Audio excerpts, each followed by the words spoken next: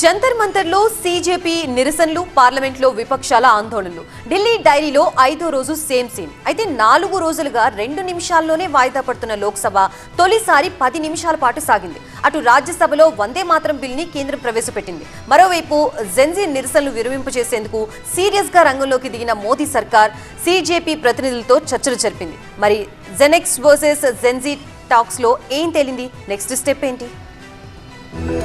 Paper లీకులపై కఠిన చర్యలు తీసుకుంటామన్న కేంద్ర ప్రభుత్వ హామీతో తన నిరాహార దీక్షను విరమించారు సామాజిక కార్యకర్త సోనం వాంగ్చుక్. దీంతో ఇప్పుడు సీజేపీ ఆందోళనలకు ముగింపు పలికే ప్రయత్నాలు ప్రారంభించింది కేంద్ర ప్రభుత్వం. ఇందుకోసం సీజేపీ ప్రతినిధులు సౌరవ్దాస్, అశుతోష్ రంకాతో చర్చలు జరిపారు కేంద్ర మంత్రులు జేపీ నడ్డా, జితేంద్ర సింగ్. చర్చల్లో కేంద్రం ముందు 3 డిమాండ్లుంచింది సీజేపీ.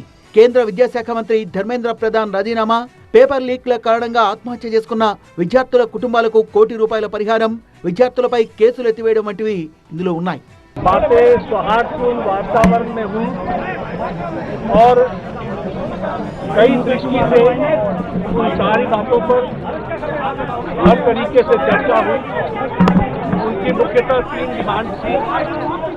తాము చెప్పిన 2 డిమాండ్లకు కేంద్రం సానుకూలంగా ఉందన్న సీజేపీ ప్రతినిధులు ధర్మేంద్ర ప్రధాన్ రాజీనామా చేయాలన్న తమ డిమాండ్పై శనివారం మధ్యాహ్నం వరకు ప్రభుత్వం సమయం కోరిందన్నారు.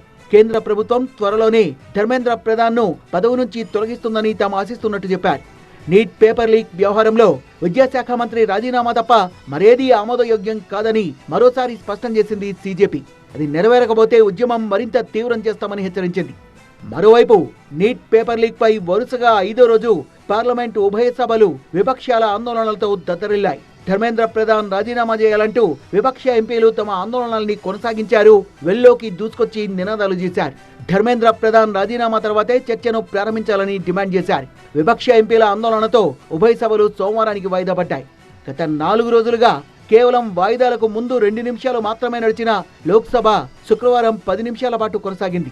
ప్యానెల్ స్పీకర్ జగదాంబిక పాల్ ప్రశ్నోత్తరాల సమయాన్ని నిర్వహించే ప్రయత్నం చేశారు. కొంతమంది ఎంపీలు ప్రశ్నలు కూడా అడిగారు.